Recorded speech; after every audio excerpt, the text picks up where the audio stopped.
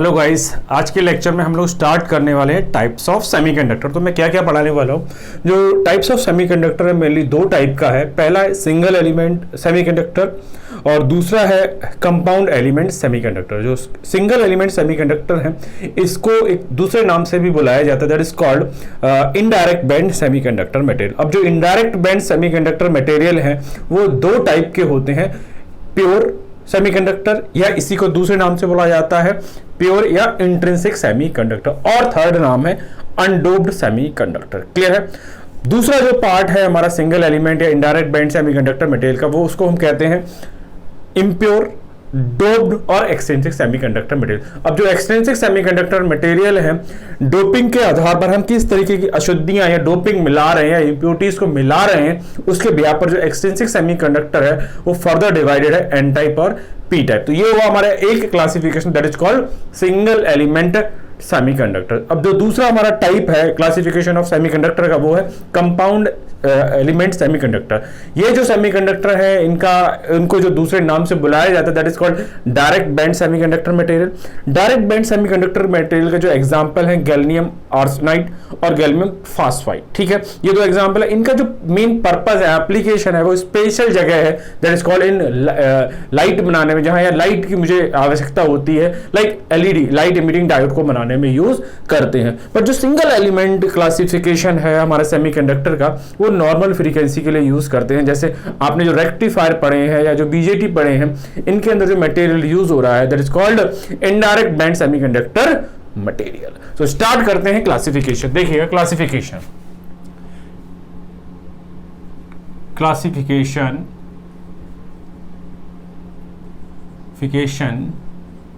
Of semiconductors. ठीक है ना।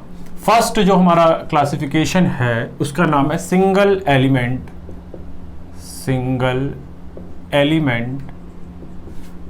सेमीकंडक्टर्स। ठीक है, इसको जो दूसरे नाम से हम लोग बुलाते हैं that is called indirect band gap semiconductors. ठीक है यहाँ तक। अब इनके जो एग्जाम्पल हैं, इनके एग्जाम्पल जो हमारे पास हैं सिलिकॉन और जर्मेनियम। ठीक है यहाँ तक। आगे बात करता हूं, जो हमारा इनडायरेक्ट बैंड सेमीकंडक्टर मटेरियल है वो फर्दर दो पार्ट में डिवाइड किए गए हैं। पहला जो टाइप है वो है आपका प्योर सेमीकंडक्टर। इसी का जो दूसरा नाम है that is called intrinsic semiconductor. इसी को अगर मैं थर्ड नाम दूं तो क्या मैं बोल सकता हूं, अनडोप्ड सेमीकंडक्टर। ठीक है यहां तक क्लियर है। आगे अगर मैं बात करता हूं जो प्योर है, इसी के अपोजिट जो दूसरा क्लासिफिकेशन है हमारा वो कौन सा है, that is called impure semiconductor. Clear है। दूसरा इसी के जो नाम होगा वो क्या बनेगा, एक्सट्रिंसिक सेमीकंडक्टर। ठीक है यहां तक। तीसरा जो नाम है इसका, तीसरा जो नाम मिलेगा मेरे को, क्या मिलेगा, डोप्ड सेमीकंडक्टर। यहां तक कोई दिक्कत नहीं मेरे हिसाब से। क्लियर है। अब जो डोप्ड एक्सट्रिंसिक या इम्प्योर सेमीकंडक्टर है उसकी अगर मैं मैथमेटिकल इक्वेशन लूं तो क्या है, pure semiconductor plus doping that is also called impurities. That is the mathematical expression of what, the extrinsic semiconductor. ठीक है। अब सिंगल एलिमेंट के मैंने जो क्लासिफिकेशन है वो बता दिया है, इसको इनडायरेक्ट बैंड सेमीकंडक्टर बोलते हैं। ये दो टाइप की, प्योर और impure, that is called doped और एक्सट्रिंसिक सेमीकंडक्टर। अब जो एक्सट्रिंसिक सेमीकंडक्टर है वो फिर आपके दो पार्ट में डिवाइड है, that is called an type and P type. अब एन टाइप पी टाइप क्या है, अगर आप प्योर सेमीकंडक्टर मटेरियल में जो डोपिंग है, जो इंप्योरिटीज है, वो पेंटावेलेंट मिला रहे हो, क्या मिला रहे हो, पेंटावेलेंट इंप्योरिटीज मिला रहे हो, पेंटावेलेंट डोपिंग या इंप्योरिटीज, दैट इज एग्जांपल उसके क्या क्या है आपके, फास्फोरस है, आर्सेनिक है और एंटीमनी है, ठीक है। That is called donor type impurities मिला रहे हैं, तो जो मटेरियल मिलेगा या सेमीकंडक्टर मिलेगा वो मुझे मिलेगा एन टाइप। अगर आप प्योर सेमीकंडक्टर में जो डोपिंग है, जो इंप्योरिटीज है, वो एक्सेप्टर टाइप मिला रहे हैं, जो ट्राईवैलेंट है। क्या है? ट्राईवैलेंट। ट्राईवैलेंट एग्जाम्पल की अगर मैं बात करता हूं, कौन सा है आपका? है एल्युमिनियम है, बोरान है और थर्ड जो है आपका इंडियम है। अगर आप ट्राईवैलेंट इंप्योरिटीज को ऐड कर रहे हैं, जिनको हम एक्सेप्टर टाइप इंप्योरिटीज भी बोलते हैं, तब जो रिजल्टिंग मुझे सेमीकंडक्टर मिलेगा वो क्या मिलेगा? पी टाइप मिलने वाला है। क्लियर है? यहां तक कोई दिक्कत नहीं होनी चाहिए। यह हुआ लगभग पहला क्लासिफिकेशन। अब मैं इसका एप्लीकेशन भी बता दूं, ये जो सारे हमने इतना बड़ा क्लासिफिकेशन पढ़ा है, इसका यूज कहां है? अगर इसके यूज की बात करता हूं तो हम नॉर्मल डायोड बनाने में, नॉर्मल डायोड कहां यूज होता है? रेक्टिफायर बनाने में यूज होता है, नॉर्मल बीजेटी जो है बनाने में यूज होता है, नॉर्मल मॉसफेट बनाने में, इन सभी का यूज होता है। That is called indirect band semiconductor material. Next classification की अगर बात करता हूं, जो सेकंड क्लासिफिकेशन है हमारा, वो कौन सा है? देखिएगा, compound element semiconductor material, semiconductor, ठीक है। इसी को जो दूसरे नाम से हम लोग बुलाते हैं, इसका नाम है डायरेक्ट बैंड गैप सेमीकंडक्टर्स। अगर मैं एग्जांपल की बात करूं तो एग्जांपल है मेरे पास गैल्वेनियम आर्सेनाइड, गैल्वेनियम फास्फाइड, ठीक है। ये दो मेन एग्जांपल हैं। इनका जो मेन यूज है, दैट इज कॉल्ड एप्लीकेशन, वो है स्पेशल इलेक्ट्रॉनिक्स में। स्पेशल इलेक्ट्रॉनिक्स में एग्जांपल देता हूं मैं आपको, एलईडी, लाइट इमिटिंग डायोड। तो जहां पर हमें डायोड से लाइट को इमिट कराना है, उस तरीके के जो एप्लीकेशन बनते हैं वो किससे बनते हैं? डायरेक्ट बैंड सेमीकंडक्टर मटेरियल में। ठीक है, यहां तक मेरे हिसाब से इतना इंट्रोडक्शन काफी है। अब जो इनडायरेक्ट और डायरेक्ट बैंड सेमीकंडक्टर मटेरियल है, अगर आपको उसको डिटेल में पढ़ना है तो उसके लिए मेरे को सेपरेट लेक्चर लेना पड़ेगा, क्योंकि इनका भी डिफरेंस जो है एक पर्टिकुलर बेसिस पे है, एक पर्टिकुलर कॉन्सेप्ट पे आधारित है, इनको क्यों ऐसा कहते हैं। बट अभी के जो लेक्चर में हमें आज पढ़ना है वो क्या पढ़ना है? हमें प्योर सेमीकंडक्टर मटेरियल पढ़ना है या इंट्रिंसिक सेमीकंडक्टर मटेरियल पढ़ना है। इससे रिलेटेड जो भी टर्मिनोलॉजी है वो मुझे पढ़ना है। तो स्टार्ट करते हैं अब अपना नेक्स्ट पार्ट इसका, जो intrinsic semiconductor material. So guys start करते हैं इंट्रिंसिक सेमीकंडक्टर। सबसे पहले तो मैं समझाता हूं कि इंट्रिंसिक सेमीकंडक्टर की डेफिनेशन क्या होती है। A semiconductor with its pure form or the semiconductor which do not having any impurities or doping is called the pure semiconductor। ऐसा सेमीकंडक्टर जिसमें कोई भी एक्सटर्नल impurities या अशुद्धियां या डोपिंग नहीं की जाती है, उस कंडक्टर को या उस सेमीकंडक्टर को हम बोलते हैं प्योर और इंट्रिंसिक सेमीकंडक्टर। ठीक है, सबसे पहले बात करते हैं हमारे पास जो प्योर सेमीकंडक्टर है। एग्जाम्पल के लिए सिलिकॉन, जिसका एटॉमिक वेट है, एटॉमिक नंबर जो है वो है 14, और जो जर्मेनियम है उसका एटॉमिक नंबर है 32। अगर हम इनके आउटर मोस्ट सेल में देखें तो 2, 8 और यहाँ पे कितना 4, फिर यहाँ पे देखें 2, 8, 18 that is 20 and 18 that is 20 और 28 हो गया एंड 4। ठीक है, सो जो हमारे सेमीकंडक्टर हैं उनकी जो आउटर मोस्ट सेल है उसमें 4 वैलेंस इलेक्ट्रॉन होते हैं। कितने इलेक्ट्रॉन होते हैं? 4 वैलेंस इलेक्ट्रॉन होते हैं। अगर इनको अपनी आउटर मोस्ट सेल को कंप्लीट करना है, स्टेबल करना है, तो इन्हें 4 इलेक्ट्रॉन और चाहिए। क्या चाहिए? यानी कि इनको अपनी आउटर मोस्ट सेल को कंप्लीट करने के लिए 4 इलेक्ट्रॉनों को साझा करना है, बॉन्ड फॉर्म करना है। क्लियर है? तो ये क्वेश्चन भी आपने देखा होगा जब मैंने पढ़ाया था कि कंडक्टर, सेमीकंडक्टर, इंसुलेटर में क्या डिफरेंस होता है।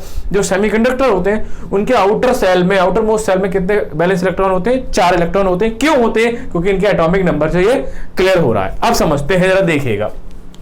A silicon atom has 4 valence electron and thus requires another 4 to complete its outermost cell। मैंने कहा था जो सिलिकॉन या जर्मेनियम, इनके जो लास्ट सेल है, आउटर मोस्ट सेल, इसमें 4 बैलेंस इलेक्ट्रॉन होते हैं। इनकी आउटर मोस्ट सेल को कंप्लीट करने के लिए इन्हें कितने इलेक्ट्रॉनों की आवश्यकता है? 4 की आवश्यकता है। ठीक है, this is achieved by sharing one of its balance electron with each it's 4 neighbouring atom. अब इसको मैं कैसे समझाता हूं। सपोज ये रहा आपका सिलिकॉन एटम, कोई एक सिलिकॉन है, ये एक सिलिकॉन है। इस सिलिकॉन की जो लास्ट कक्षा है उसमें 4 बैलेंस इलेक्ट्रॉन है, 1 2 3 4, ठीक है। अब इसको अपनी आउटर मोस्ट सेल को कंप्लीट करने के लिए 4 इलेक्ट्रॉनों का क्या करना है, साझा करना, जिससे इसकी बैलेंस जो आउटर मोस्ट सेल है वो क्या हो जाए, कंप्लीट हो जाए। तो देखिए इसने, ये सारे सिलिकॉन है, ये सारे ही सिलिकॉन है, मैं इसको डिफरेंट पेन से शो कर रहा हूं, ये सारे ही सिलिकॉन है, ये भी सिलिकॉन है, ये भी सिलिकॉन है, ये भी सिलिकॉन है, ये भी सिलिकॉन है, ये भी silicon, silicon silicon silicon and silicon, ठीक है, क्लियर है। अब क्या करता है, अगर मैं इस पे फोकस करता हूं, सिर्फ एक पे फोकस करता हूं, इसकी आउटर मोस्ट सेल में कितने इलेक्ट्रॉन है, कितने बैलेंस इलेक्ट्रॉन है, 4। अब इसको अपनी आउटर मोस्ट सेल को कंप्लीट करना है, तो इसे 4 की जरूरत है, 4 का साझा करेगी। तो देखिए इसने इससे साझा करा तो 5 हो गया, इसने इससे साझा करा 6 हो गया, इसने इससे साझा करा 7 हो गया, इसने इससे साझा करा 8 हो गया। दैट मीन इसकी आउटर मोस्ट सेल क्या हो गई, कंप्लीट हो गई। ऐसे ही हर सिलिकॉन जो एटम है, हर सिलिकॉन जो क्रिस्टल है, एलिमेंट है, वो अपनी आउटर मोस्ट सेल को कंप्लीट करने के लिए नेक्स्ट से क्या करता है, साझा करता है, बॉन्ड फॉर्म करता है। तो ये जो स्ट्रक्चर है, ये बिल्कुल बहुत बड़ा स्ट्रक्चर दिखाई देता है सिलिकॉन का। क्लियर हुई बात, समझ में आ गई। आगे बढ़ते हैं, देखिए क्या लिखा है, यहां से हम स्टार्ट करते हैं। This is achieved by sharing one of its balance electrons with each of its 4 neighbouring atom. Meaning समझ में आ गया कि हर सिलिकॉन जो आइटम है वो 4 इलेक्ट्रॉनों को साझा करता है अपने पड़ोसी से। ये वाला सिलिकॉन अपने इन पड़ोसियों से साझा कर रहा है, ये वाला सिलिकॉन अगले पड़ोसी से साझा करेगा, क्योंकि हम इतना बड़ा डायग्राम नहीं बना रहे हैं, ठीक है। आगे बात करते हैं, each pair of shared electrons form A covalent bond. अब जब इन्होंने ये साझा किया है, इसने इससे साझा किया है, इसने इससे साझा किया है, इसने इससे साझा किया है, इसने इससे इलेक्ट्रॉनों को साझा किया, इसने, तो इस बॉन्ड का जो नाम है, इस बॉन्ड को हम बोलते हैं कोवैलेंट बॉन्ड, कोवैलेंट बॉन्ड, ठीक है, यहां तक क्लियर है। और ये जो माइनस से मैंने शो किया है, ये जो माइनस से मैं शो कर रहा हूं, this is called balance electron, balance electron, ठीक है। यहां तक आगे बात करते हैं। This result is that crystal of pure or intrinsic silicon has a regular structure that is called lattice। अब आपको ये याद रखना है, जो सेमीकंडक्टर है उनका जो स्ट्रक्चर है वो क्या आता है, लैटिस होता है। लैटिस का मतलब ये एक पर्टिकुलर फैशन में क्या हो रहा है, रिपीट हो रहा है। अगर आप इस वाले सिलिकॉन को फिर से, अगर मैं एक एग्जांपल दे रहा हूं, सपोज यहां पर एक और सिलिकॉन है, हमारा ये सिलिकॉन है, इसके आउटर मोस्ट सेल में भी 4 इलेक्ट्रॉन है, 4 वैलेंस इलेक्ट्रॉन है। अब ये क्या करेगा, ये इससे साझा करेगा, देखिएगा ये इससे साझा करेगा, एक और ऊपर होगा वो उससे साझा करेगा, एक इसके नीचे होगा वो साझा करेगा, एक इसके नीचे होगा वो साझा करेगा। तो इस तरीके से एक परफेक्ट, एक रिपीटेड स्ट्रक्चर बनेगा। उस रिपीटेड स्ट्रक्चर को हम लोग क्या बोलते हैं, लैटिस बोलते हैं, ठीक है। यहां तक सो जो प्योर सेमीकंडक्टर है वो इस तरीके से कुछ रेगुलर रिपीटेड स्ट्रक्चर सिलिकॉन का बन जाता है। अब ये फिगर जो मैंने शो किया है, ये 0 केल्विन पे शो किया गया है। जब हम अपने प्योर सेमीकंडक्टर पे कोई भी अशुद्धि, कोई भी डोपिंग या इंप्योरिटीज नहीं ऐड करते हैं और 0 केल्विन पे देखते हैं, तो इसकी जो कंडक्टिविटी होती है वो ऑलमोस्ट 0 होती। जब कंडक्टिविटी 0 होगी तो जो करंट है वो ऑलमोस्ट क्या होगी, 0 होगी। क्लियर है यहां तक। सो जो प्योर सेमीकंडक्टर है वो इन जनरल कोई भी इलेक्ट्रिसिटी का या कंडक्टिविटी का कंडक्शन नहीं करता है। क्लियर है, यहां तक मेरे हिसाब से क्लियर। अब हम क्या करते हैं, ये जो प्योर सेमीकंडक्टर है इसका टेम्परेचर, इसका जो टेम्परेचर है 0 केल्विन से थोड़ा सा बढ़ाते हैं, तब देखते हैं क्या होता है। जो हमारा प्योर सेमीकंडक्टर है जिसकी जो कंडक्टिविटी और जो करंट 0 है, टेम्परेचर बढ़ाने से क्या इफेक्ट होता है। क्लियर है यहां तक। तो फर्स्ट पॉइंट से मैं स्टार्ट करता हूं। बेसिक कॉन्सेप्ट मैंने समझा दिया है, अब मैं पहले पॉइंट से समझता हूं, डेफिनेशन, डेफिनेशन ऑफ इंट्रिंसिक और प्योर सेमीकंडक्टर्स, ठीक है। Semiconductor, semiconductor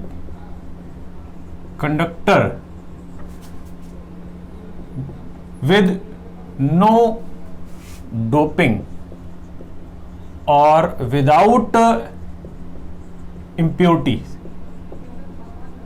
is called pure और इंट्रिंसिक सेमीकंडक्टर, ठीक है। यहां तक सेमीकंडक्टर, ऐसा सेमीकंडक्टर जिसमें कोई भी डोपिंग या कोई भी इंप्योरिटीज ऐड ना की गई हो, उसको हम बोलते हैं प्योर और intrinsic semiconductor. Second point, at 0 Kelvin all covalent bonds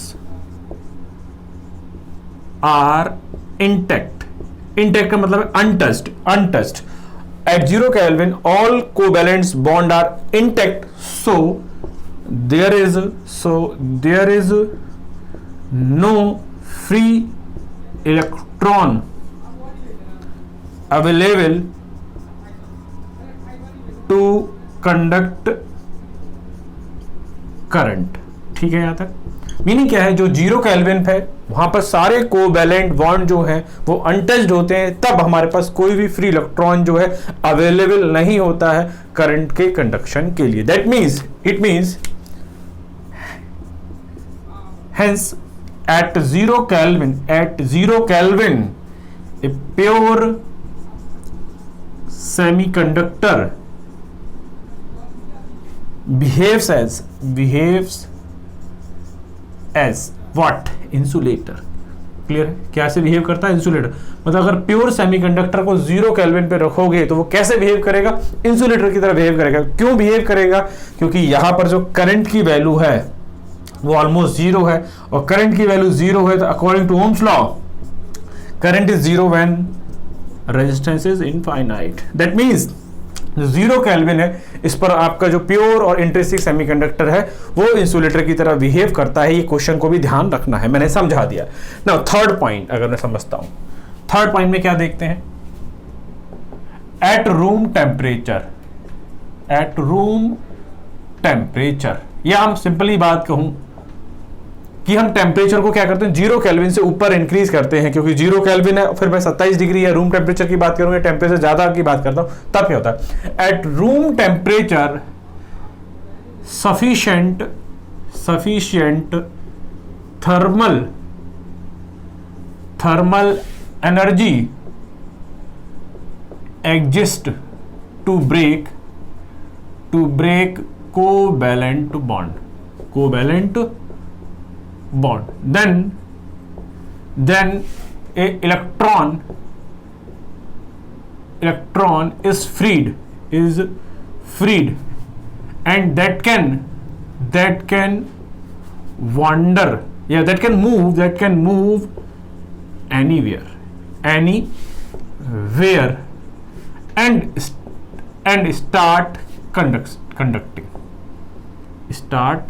that means जब हम 0 केल्विन से अपने एक प्योर सेमीकंडक्टर को एक रूम टेम्परेचर या टेम्परेचर ज्यादा करते हैं तो क्या होता है, उस रूम टेम्परेचर पर जो थर्मल एनर्जी होती है वो सफिशिएंट होती है कोवैलेंट बॉन्ड को ब्रेक करने के लिए। जैसे ही कोवैलेंट बॉन्ड ब्रेक करता है, एक इलेक्ट्रॉन जो है वो फ्री होता है, वो क्या करता है, वो एक पर्टिकुलर जगह से दूसरी जगह मूव करने के लिए स्वतंत्र होता है, फ्री होता है। इस वजह से है जो इंट्रिंसिक सेमीकंडक्टर में है कुछ करंट की जो प्रेजेंस है वो मिलती है देखने को। ठीक है, अब मैं इसको डायग्राम से समझा रहा हूं, जरा समझिएगा ये कैसे पॉसिबल हुआ। हमारे पास जो प्योर सिलिकॉन क्रिस्टल था वो यही तो था, ये रहा आपका pure silicon crystal. This way हम 3 ही को बना रहे हैं, 3 सर्कल से ही मैं शो कर रहा हूं।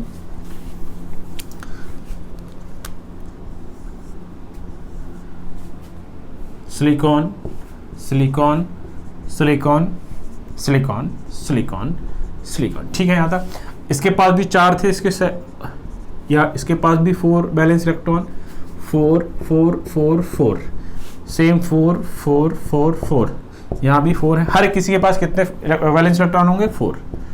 क्लियर है। अब इनके बीच में क्या था भाई, पहले जो था ये सबके बीच में एक कोवैलेंट बॉन्ड बना हुआ था। This is your covalent bond, this is your covalent bond. ठीक है, यहां तक this is your covalent bond, this way ये भी कोवैलेंट बॉन्ड और ये भी कोवैलेंट। अब हुआ क्या, अब आपने किया क्या यहां पर, एट रूम टेम्परेचर मतलब टेम्परेचर को आपने इनडायरेक्ट वे में क्या करा, बढ़ा दिया। तब क्या होगा, एक पर्टिकुलर जो कोवैलेंट बॉन्ड है वो ब्रेक कर जाए। सपोज ये वाला जो कोवैलेंट बॉन्ड है ये ब्रेक कर गया, क्या कर गया, ये ब्रेक कर गया। मैं इस ब्रेक को डॉटेड से शो करता हूं, this covalent bond is broken, this covalent bond is broken, covalent bond broken, ठीक है। जब ये कोवैलेंट बॉन्ड क्या होता है, ब्रेक होता है, टूटता है, तब इसमें से एक इलेक्ट्रॉन निकल के, यहां से एक इलेक्ट्रॉन जो फिक्स था अपने पेरेंट एटम से, जो फिक्स था वो फ्री हो जाता है, जो मूव करने के लिए फ्री हो जाता है। तो यहां से ये बंदा उठकर यहां आ गया, ये हो गया आपका फ्री इलेक्ट्रॉन। इसको मैं क्या बोल रहा हूं, फ्री इलेक्ट्रॉन, ठीक है यहां तक। बट स्टिल ये सारे जो इलेक्ट्रॉन है ये बैलेंस इलेक्ट्रॉन है, बैलेंस इलेक्ट्रॉन। ऐसे इलेक्ट्रॉन जो मूव नहीं कर सकते हैं उनको बैलेंस इलेक्ट्रॉन बोला गया है, बट ऐसा इलेक्ट्रॉन जो मूव कर सकता है उसको फ्री इलेक्ट्रॉन बोला गया है। क्लियर है यहां तक।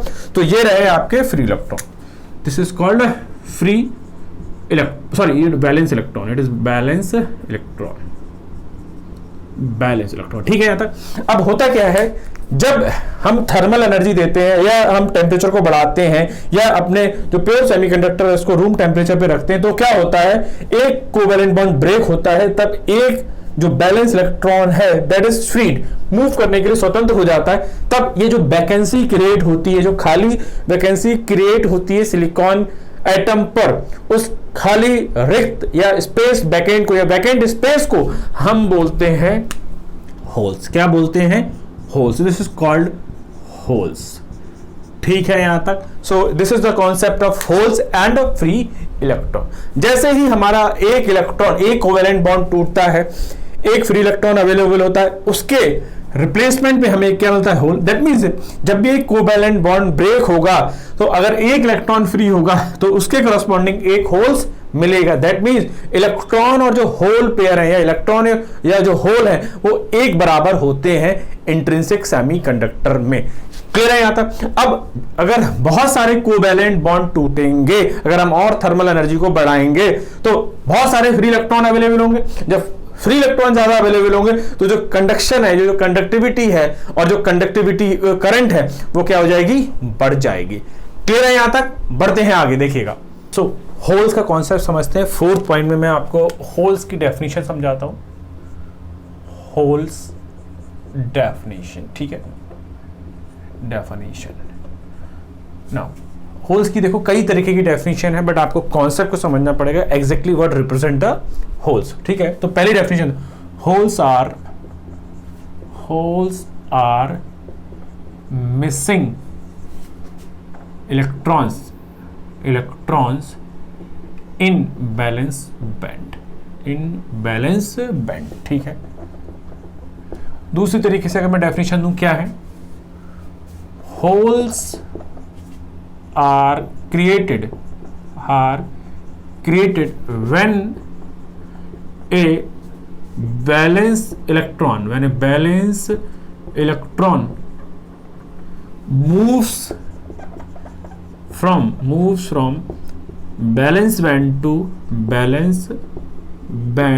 to conduction band and created A vacant space, ठीक है। मीनिंग क्या है इसका, पहली डेफिनेशन क्या है, holes are missing electrons in the valence band. पहले मैं सिंपली समझा दूं आपको क्या होता है। जब हम इस फिगर में, ये बी फिगर है, जो पुराना वाला फिगर था, मैंने इसको बी फिगर नाम दिया है, एट रूम टेम्परेचर, ठीक है।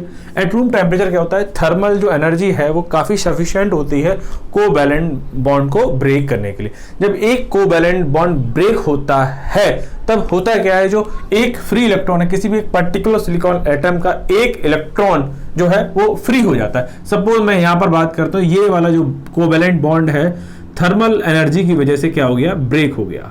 This is breaking of the one covalent bond, ठीक है। यहां तक देखिएगा, तो इसको मैं डॉट इट से बना रहा हूं।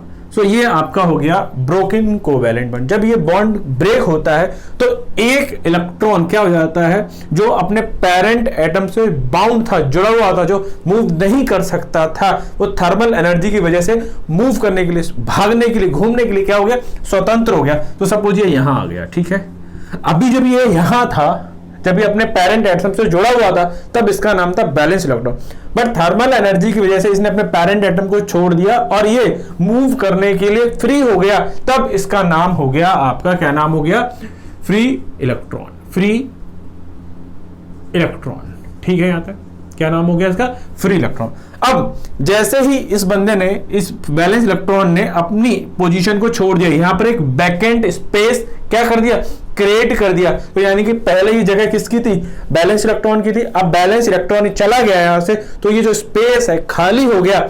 स्पेस खाली जब हो गया तो इस स्पेस को भरने के लिए एक नया कॉन्सेप्ट लाया गया। उस नए कॉन्सेप्ट को जिसने फिल किया, इस खाली स्थान को जिसने फिल किया, इसको बोलते हैं होल्स। तो यहां पर क्या क्रिएट हो गया? होल्स। अब मैंने इसको प्लस क्यों दिया ये समझिएगा। जो बैलेंस इलेक्ट्रॉन था, ये जब यहां से फ्री स्टेट में चला गया, बाउंड स्टेट से फ्री स्टेट में गया, तब इस पर चार्ज था नेगेटिव। तो जब ये नेगेटिव चार्ज लेके चला गया तो इसने इक्वल और अपोजिट चार्ज का एक वैकेंट स्पेस क्रिएट कर दिया। इस वैकेंट स्पेस को हम बोलते हैं होल्स। जितना इलेक्ट्रॉन पे नेगेटिव चार्ज होता है उतना ही होल पर पॉजिटिव चार्ज होता है। क्लियर हो गई बात? तो होल्स की, तो देखिए होल्स की क्या क्या डेफिनेशन है? Holes are missing electrons in the valence band. दूसरी डेफिनेशन क्या है अगर आप समझें इसको?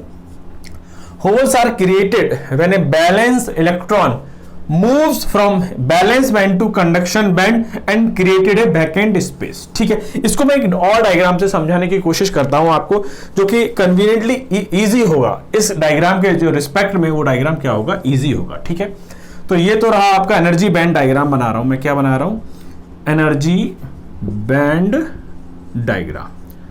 समझिएगा, ये रहा हमारा कंडक्शन बैंड, ये रहा मेरा बैलेंस बैंड। ठीक है, अब क्या देते हैं, जब इस सिलिकॉन क्रिस्टल को, जो प्योर सिलिकॉन क्रिस्टल है, ये बैलेंस बैंड है। इस बैलेंस बैंड में क्या है? बैलेंस इलेक्ट्रॉन है जो कि मूव नहीं कर सकते। इसमें ऐसे समझिएगा, इसमें कुछ ऐसे लोग हैं जो मूव नहीं कर सकते हैं जीरो केल्विन पे, जब टेम्परेचर जीरो केल्विन। जैसे ही आपने इसका टेम्परेचर बढ़ाया या रूम टेम्परेचर पे सेट किया, तो इसमें जो बैलेंस इलेक्ट्रॉन है, पहले एक बैलेंस इलेक्ट्रॉन यहां से बैलेंस बैंड से कूदकर कहां जाएगा? कंडक्शन बैंड में जाएगा। क्लियर है? अब इस पर हो गया नेगेटिव चार्ज, बट ये यहां से गया तो अपने पीछे यहां पर एक खाली जगह छोड़ गया। इस खाली जगह को बैलेंस बैंड में क्या नाम दिया गया है? That is called holes. ठीक है, अब होता क्या है, यहां पर जो पहले थे बैलेंस इलेक्ट्रॉन थे, यहां भी बैलेंस इलेक्ट्रॉन थे, बट एक बंदा क्या आ गया? पॉजिटिव चार्ज से आ गया। ऐसे समझिएगा, एक जो सिलिकॉन एटम है, यहां नेगेटिव चार्ज, यहां नेगेटिव चार्ज, एक नेगेटिव चार्ज, बट यहां क्या आ गया? पॉजिटिव चार्ज आ गया। पॉजिटिव चार्ज, अब ये पॉजिटिव चार्ज ये सारे नेगेटिव चार्ज को क्या करेगा? अट्रैक्ट करेगा अपनी तरफ। जब ये अट्रैक्ट करेगा तो ये सारे जो बैलेंस इलेक्ट्रॉन है ये अपने स्पेस को छोड़कर ये अपनी पोजीशन को छोड़ेंगे, और जब पोजीशन को छोड़ेंगे तो वैकेंट स्पेस क्रिएट करेंगे। जब वैकेंट स्पेस क्रिएट करेंगे तो उन वैकेंट स्पेस की जगह क्या क्रिएट हो जाएंगे? होल क्रिएट होते जाएंगे। तो जितने इलेक्ट्रॉन मूव करते जाएंगे, जितने बैलेंस इलेक्ट्रॉन मूव करते जाएंगे, उनकी स्पेस खाली होते जाएंगे, और उन स्पेस पे क्या होता जाएगा? जो होल्स हैं वो क्रिएट होते जाएंगे। तो इक्वल अमाउंट में पॉजिटिव चार्ज और नेगेटिव चार्ज क्या होता जाएगा? सिस्टम पर बढ़ता जाएगा। दैट मींस इक्विलिब्रियम कंडीशन पर जो आपका इंट्रिंसिक सेमीकंडक्टर है उस पे पॉजिटिव चार्ज और जो नेगेटिव चार्ज है वो कैसा रहता है? बराबर रहता है। इसका मतलब क्या है? जो आपका इंट्रिंसिक सेमीकंडक्टर है इक्विलिब्रियम कंडीशन में बिल्कुल क्या हो रहता है? इलेक्ट्रिकली न्यूट्रल रहता है। ये बात क्लियर है? दूसरी क्या बात होगी? एक इंट्रिंसिक सेमीकंडक्टर में जो इलेक्ट्रॉन होल पेयर का जो जनरेशन है वो क्या रहता है? बराबर रहता है। अगर एक इलेक्ट्रॉन यहां से मुक्त हुआ है तो उसकी जगह क्या आया? एक होल्स आया। अगर इस होल्स की वजह से ये वाला इलेक्ट्रॉन मुक्त होगा, सपोज एक इलेक्ट्रॉन मैं और मुक्त कर दे रहा हूं, यहीं पर आ जा रहा है वो, तो यहां पे क्या हो जाएगा? होल क्रिएट होगा। तो इस तरीके से जितने इलेक्ट्रॉन क्रिएट होंगे उतने ही होल्स भी क्रिएट होंगे।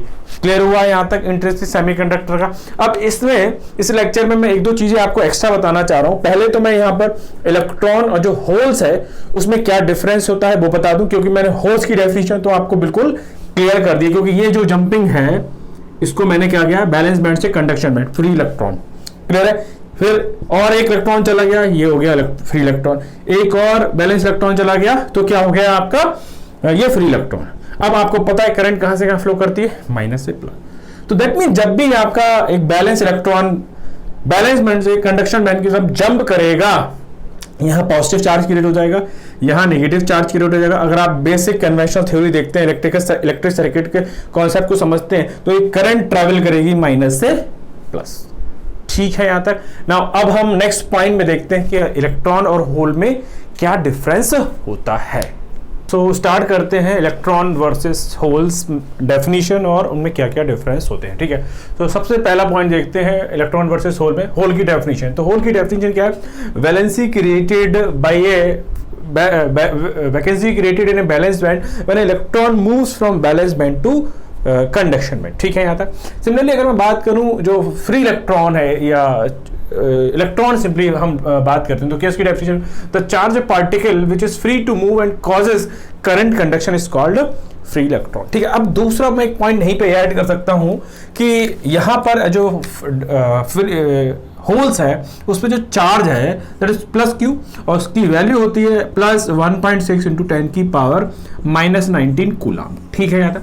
बट जो इलेक्ट्रॉन है उस पर चार्ज कितना होता है आपको पता है, it is minus Q that is -1.6 into 10 की पावर -19 कूलम, ठीक है। तो ये डेफिनेशन हो गया, चार्ज हो गया। अगले पॉइंट की बात करते हैं, holes can move only in valence band. That mean जो होल्स हैं वो सिर्फ बैलेंस बैंड में मूव करने के लिए रेस्ट्रिक्टेड है, दैट मीन उनका जो मूवमेंट है वो रेस्ट्रिक्टेड है। बट जो इलेक्ट्रॉन है that can move from valence band to conduction band and conduction band to valence band. इसके मूवमेंट पे कोई भी रेस्ट्रिक्शन नहीं है, ये फ्री अवस्था में घूम सकता है। थर्ड डिफरेंस, जो मोबिलिटी ऑफ होल्स है that is less than the mobility of electrons. Simply कह सकता हूं जो होल की मोबिलिटी है वो इलेक्ट्रॉन की मोबिलिटी से कम है। क्यों? क्योंकि होल्स जो है एक पॉइंट से दूसरे पॉइंट को मूव करने के लिए क्या करते हैं, ज्यादा एनर्जी लेते हैं और कह सकते हैं उनका मास क्या होता है, ज्यादा होता है। इस वजह से जो होल्स है उसकी मोबिलिटी कम होती है, इलेक्ट्रॉन की मोबिलिटी ज्यादा होती है। यहीं जस्ट अपोजिट लिख दिया है मैंने कि जो होल्स है उनकी सॉरी इलेक्ट्रॉन की mobility is greater than holes mobility. Electron की मोबिलिटी क्यों ज्यादा होती है? क्योंकि because they take less energy to move or they have lesser mass because mobility is inversely proportional to mass। जो इलेक्ट्रॉन है उसका मास कम होता है इसलिए इनकी मोबिलिटी भी ज्यादा होती है, ठीक है। यहाँ तक नेक्स्ट पॉइंट की बात करते हैं, conductivity of holes is less than the conductivity of electron. क्यों? क्योंकि conductivity is directly proportional to mobility. अब जिसकी मोबिलिटी कम है उसकी कंडक्टिविटी भी क्या होगी, कम होगी, ठीक है। आगे बात करते हैं नेक्स्ट पॉइंट में। अब अगर मैं बात करता हूं जब किसी सेमीकंडक्टर मटेरियल पर हम एक्सटर्नल इलेक्ट्रिकल फील्ड अप्लाई करते हैं तब क्या होता है, ये पॉजिटिव है ये नेगेटिव है, ठीक है। तब जो इलेक्ट्रिकल फील्ड डेवलप होती है that is in this direction. अब इलेक्ट्रॉन पर जो है नेगेटिव चार्ज होता है that will move in this direction, that will move in this direction that is -2 plus. But the holes has having positive charge, so holes moving from this positive to negative side. Clear है यहाँ तक? Now जो holes हैं, holes की direction में जो current flow कर रही है that is called hole currents and that is also called the conventional current, conventional current, ठीक है यहाँ तक। बट इलेक्ट्रॉन जो है वो किधर से किधर मूव कर रहा है, माइनस से प्लस। तो जो करंट इलेक्ट्रॉन की वजह से मानी जाती है, फ्लो करती है, that is moving from plus two minus, that is also called conventional current. यानी कि होल्स की वजह से जो करंट फ्लो करती है that is plus two minus, clear है? उसी को हम कन्वेंशनल करंट बोलते हैं। इनका मूवमेंट प्लस से माइनस है बट जो इलेक्ट्रॉन का मूवमेंट है वो कहां से कहां है, माइनस से प्लस, जैसा कि मैंने शो किया है, ठीक है। नेक्स्ट पॉइंट मैं बढ़ता हूं, एनर्जी बैंड डायग्राम। अब ये रहा बैलेंस बैंड, ये रहा कंडक्शन बैंड। अब जो होल्स हैं उनकी एनर्जी जो है that is increasing from top to bottom, the holes energy increasing from top to bottom, but the electron energy is increasing from bottom to top. यह मैं कह सकता हूं holes energy is increasing downward और it is increasing from conduction band to valence band, but the electron energy is increasing from bottom to top और we can say from valence band to conduction band. ये कुछ basic difference जो मैंने बनाए हैं आपके electron और whole से रिलेटेड बनाए हैं, जिससे कि कभी किसी एग्जाम में अगर कोई क्वेश्चन आए इनसे रिलेटेड तो वो सॉल्व हो जाए, ठीक है। यहाँ तक अब जो इंट्रिंसिक सेमीकंडक्टर है उसमें मैं कुछ नोट पॉइंट की फॉर्म में आपको रिकॉम्बिनेशन रेट है या इसकी डेफिनेशन है, इससे रिलेटेड कुछ टर्मिनोलॉजी आती है इंट्रिंसिक सेमीकंडक्टर से रिलेटेड, वो नोट पॉइंट की फॉर्म में लिखवा देता हूं, समझा देता हूं, जिससे कि जो हमारा इंट्रिंसिक सेमीकंडक्टर का लेक्चर है वो क्या हो जाए, कंप्लीट हो जाए। तो स्टार्ट करते हैं अपने नोट पॉइंट। तो स्टार्ट करते हैं next note point, recombination. Now it occurs when electron from the conduction band makes a transition either indirect or direct in the valence band, ठीक है। होता क्या है जब हम किसी इंट्रिंसिक सेमीकंडक्टर में उसको ये तो टेम्परेचर इंक्रीज करते हैं, रूम टेम्परेचर रखते हैं, तो क्या होता है बैलेंस बैंड से जो बैलेंस इलेक्ट्रॉन है वो जंप करके बैलेंस बैंड से कंडक्शन बैंड की तरफ जाता है, तो उसका नाम होता है फ्री इलेक्ट्रॉन। क्लियर है यहाँ तक? बट जो अब बैलेंस बैंड से जब ये कंडक्शन बैंड की तरफ जाता है तो जो वैकेंसी क्रिएट करके जाता है या जो स्पेस छोड़ के जाता है बैलेंस बैंड में, उसका नाम दिया था होल्स। बट जब वही इलेक्ट्रॉन कंडक्शन बैंड से बैलेंस बैंड में जाता है होल से मिलने के लिए या उसके जो रिवर्स प्रोसेस करता है, तो इस चीज को हम बोलते हैं रिकॉम्बिनेशन। ठीक है, तो यहां पे लिखा है it occurs when a electron from the conduction band make a transition to an empty state in the valence band, this is called the recombination and it destroying या annihilating the electron hole pair combination. ठीक है, आगे बात करते हैं इसी पे। At equilibrium the rate of generation and the rate of recombination is equal. So let rate of generation is gi and the rate of recombination is ri, both are equal. The equation number 1. ठीक है यहाँ तक? Now the rate of recombination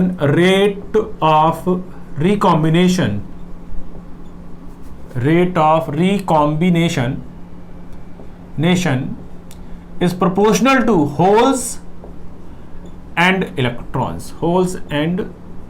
ठीक है यहाँ तक? That means Ri is directly proportional to P into N, and I just take the not symbol because it is an intrinsic semiconductor. ठीक है, so Ri is equals to alpha I proportionality constant, that is P naught into N naught. ठीक है यहाँ तक?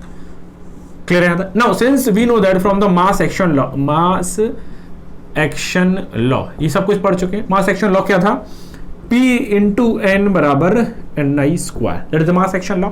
But in case of your intrinsic semiconductor, holes and electron are equal. ठीक है यहाँ तक? So ये वैल्यू, इसको मैं इक्वेशन नंबर सेकंड दे देता हूँ, इसको मैं थर्ड दे देता हूँ। तो थर्ड का यूज थर्ड इन सेकंड, पहले इसको यूज कराते हैं सेकंड में। So Ri is equals to alpha I. Now P naught into N naught I just take as Ni square. Clear है? Now equating, this is fourth, suppose it is fourth. So equating first and fourth. ठीक है, इन दोनों को मैं क्या करता हूँ, equal रख देता हूँ। So Gi is equals to Ri, that is equals to alpha I P naught into N naught, that is equals to alpha I into Ni square. Clear है यहाँ तक? Now where the alpha I is called recombination constant. ठीक है, now this alpha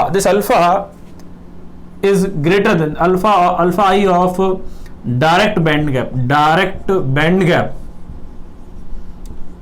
gap is greater than the alpha I of indirect band gap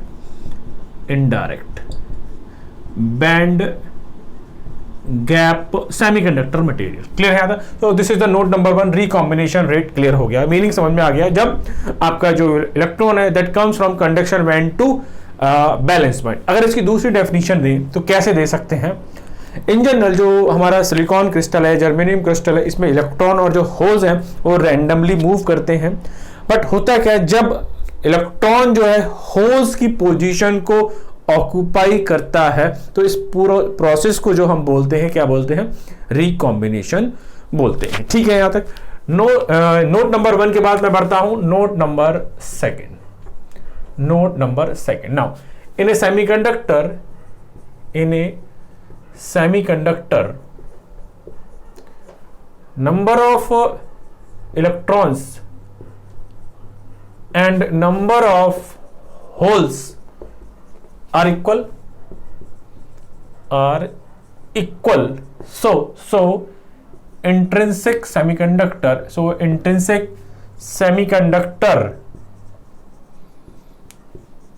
is electrically neutral.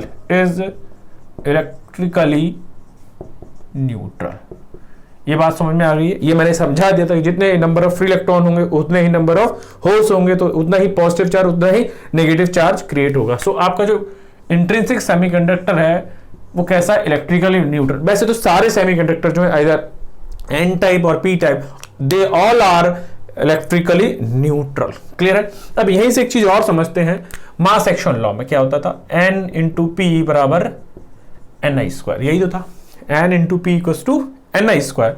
Then इन्हें pure semiconductor और इन्हें intrinsic semiconductor N equals to P, N equals to P, ये बात clear है। Then I just take N square equals to N I square, then N equals to N I. Clear? If I just put p equals to n, or we can say p square equals to ni square, then I call that p equals to ni. That means in case of pure semiconductor or in an intrinsic semiconductor, n equals to p equals to ni. That is the mass action law. Mass action law. For what? The pure semiconductor. So I think note 2 clear हो गया होगा यहाँ तक। ठीक है, next note की तरफ बढ़ते हैं। सो स्टार्ट करते हैं note number 3rd। The definition of band gap energy, it is the minimum energy required to break the covalent bond and thus creating what the electron hole pair. So ये value जो है different material के लिए, जो first 2 है वो आपके हैं इनडायरेक्ट बैंड गैप और लास्ट जो 2 है वो डायरेक्ट बैंड गैप मटेरियल के लिए है। तो अगर हम बात करें सिलिकॉन के लिए जो एनर्जी रिक्वायर्ड है कोवैलेंट बॉन्ड को ब्रेक करने के लिए वो है 1.12 इलेक्ट्रॉन वोल्ट, बट जर्मेनियम के लिए है 0.67 इलेक्ट्रॉन वोल्ट। अब अगर आपने थोड़ा सा पढ़ा हो, सिलिकॉन में जो एनर्जी की रिक्वायरमेंट वो कम है बट जर्मेनियम में ज़्यादा, इसके बावजूद भी हम लोग किसको प्रेफर करेंगे, सिलिकॉन। उसको मैं समझाऊंगा सिलिकॉन वर्सेस जर्मेनियम के लेक्चर में। इसी तरीके से गैल्वेनियम आर्सेनाइड और गैल्वेनियम फास्फाइड के लिए देखिए 1.43 electron volt, and for the gallium phosphide it is 2.25 electron volt. Clear है। लास्ट पॉइंट अगर मैं इसमें समझाना चाहता हूं, जो इंट्रिंसिक सेमीकंडक्टर का लेक्चर हमने अभी तक पढ़ा है उसका ड्रॉबैक क्या है, ड्रॉबैक ऑफ इंट्रिंसिक सेमीकंडक्टर। ठीक है, क्या ड्रॉबैक है अभी तक जो हमने इंट्रिंसिक सेमीकंडक्टर पढ़ा है। सबसे पहला जो ड्रॉबैक है हमारा वो क्या है, its conductivity is very low because concentration of charge carrier is low। Simple अगर मैं बात करता हूं, जो इंट्रिंसिक सेमीकंडक्टर है उसकी जो कंडक्टिविटी है अप्रोक्सीमेटली 0 है, that's why the current is also 0। Clear है।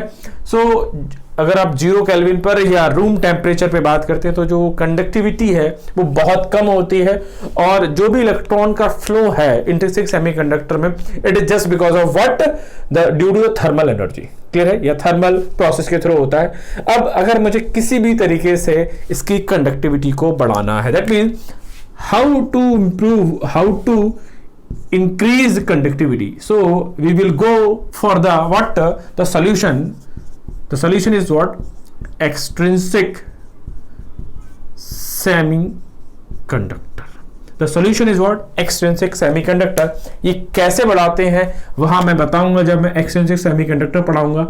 जो इंट्रिंसिक सेमीकंडक्टर है उसमें हम क्या चेंजेस करें जिससे कि उसकी जो कंडक्टिविटी है, जो करंट है वो इंक्रीज हो जाए, that is called method number 1 और मेथड नंबर 2। तो ये दोनों चीजें जो मैं है कैसे हम इंट्रिंसिक सेमीकंडक्टर की कंडक्टिविटी को बढ़ाते हैं, मेथड 1 और मेथड 2 की फॉर्म में, कौन सा मेथड सही है कौन सा मेथड गलत है, इन दोनों को मैं एक्सप्लेन करूंगा जब मैं एक्सट्रिंसिक सेमीकंडक्टर या डोप्ड सेमीकंडक्टर को पढ़ाऊंगा नेक्स्ट लेक्चर में।